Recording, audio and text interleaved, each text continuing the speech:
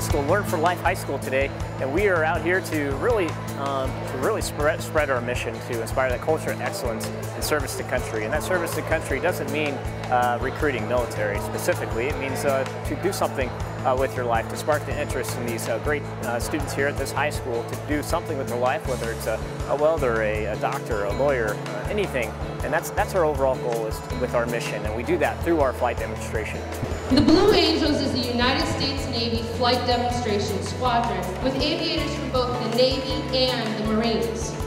The team was formed in 1946, making it the second oldest flying aerobatic team in the world. For me, I always just wanted to fly, so it started off as a pretty young kid. I was really interested in aviation. I didn't necessarily know it was going to be a Blue Angel. It's an awesome opportunity to be a part of this team. You know, we've got a lot of guys. I know most of what you see is the 6 jets up there flying, but our team is a lot bigger than just the 6 guys. Actually have 16 officers. There's a whole bunch of guys in the background during the show that are taking care of us, and then just to get these 6 jets up and flying every week, we've got over 100 maintainers that are out here every morning, and they're working even longer hours than we are. It changed my life for the better.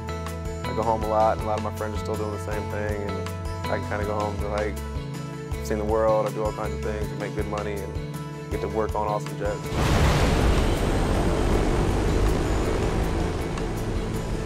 It was just a one-in-a-lifetime opportunity to be a part of this great team, and I couldn't pass it up. It is definitely one of the funnest things I've done. It's also one of the hardest and most grinding things that I've ever done in terms of our preparedness and how much time we spend perfecting the show, as well as just keeping our bodies in shape. I haven't injured myself flying, but I have injured myself working out.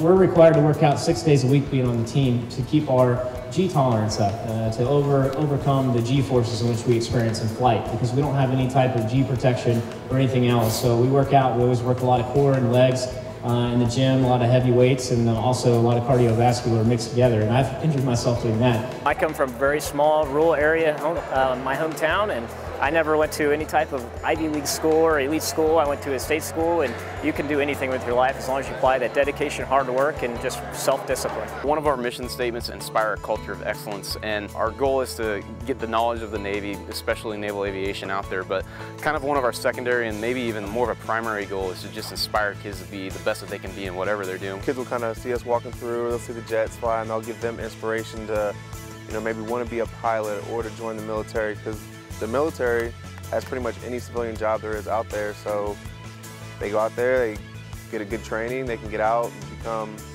just anything they want. If you put yourself out there and you work hard, you can achieve and do just about anything. Your goal here to get something out of this is hopefully a little bit of motivation, and to continue on with your life after high school. That's one of the hardest things to figure out. One of the hardest things to figure out to do is what it is you actually want to do with your life. We do school visits on Fridays, not necessarily each one of us, but a few of us go out each week and we talk to elementary, middle school, high schoolers, and occasionally community colleges will have us out there. And our main goal is to inspire guys to do the best job that they can do in whatever it is that they're going to pursue, whether it's being a teacher, being a doctor, a lawyer, coming to the military, being an aviator. It doesn't really matter. It's irregardless of what you want to do. One-on-one personals, like we're taking time out of our day to just, kind of pep them up, maybe get them to go to the air show and inspire them to, make right choices and just do the best they can. Our goal is to hopefully get guys to see that hard work, dedication, and setting good goals for yourself is actually going to get you somewhere in life. Whether it's coming here and doing what we do or something else, it doesn't matter to us. We just want to inspire that culture of excellence. First thing that you can think about is figuring out what it is what you want to do, right? So step one.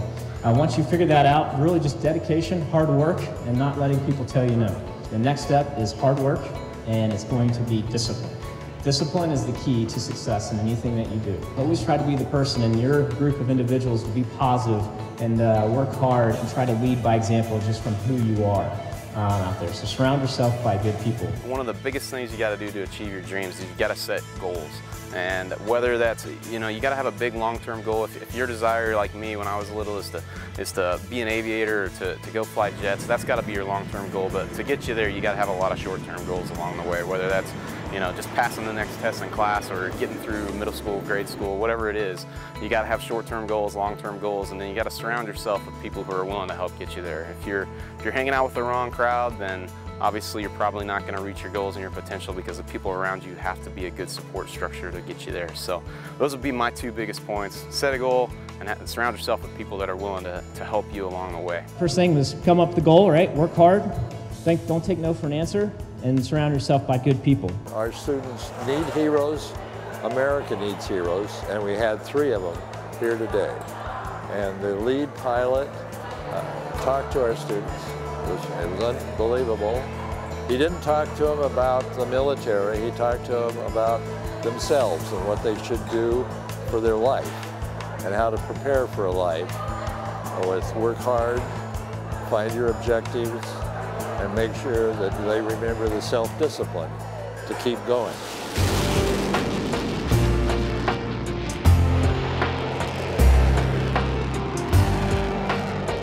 One of our favorite maneuvers is actually just right off the get-go from takeoff. We'll go right up into what we call a half Cuban 8, so it looks like a loop, but we'll turn and come back the other side and then do a loop on the back side. The whole maneuver takes somewhere around 1.5 minutes to finish, but it's right off the bat, it's right off the get-go, it's in your face, and it's loud, and there's lots of smoke, so it kind of gets the crowd amped up and ready to go, and then right after that, the solos get into their thing, and the show's rolling. So it's definitely in your face from the get-go, and that's getting the message out. The things that get me motivated is working for this team and just seeing the awe on the kids, walking the crowd, shaking hands, just seeing the little kids just smiles and just they look at you like you're an actor. And I'm like, no, I'm not, but you know, it's just awesome just to see their faces. The kids, I think, are the best, especially if it's their first time seeing the show, because it's so loud and there's just a lot going on. You talk about just having all your senses cued into one thing at one time. I think getting to see the looks on kids' faces at the end of the show. A lot of times we'll spend some time on what we call crowd line afterwards, signing autographs, and the kids are just awesome. They're always running up. They want autographs from guys they don't even know. You know, we're not really special. We just happen to be flying the show for the week, and it is so cool to see how excited they are about aviation in general at the end of a show after seeing that stuff. And that's what gets me excited. I've loved aviation since I was young, and to see that in little kids too, I mean, I just enjoy it. It's probably one of the best parts of the job is seeing the excitement after we're done.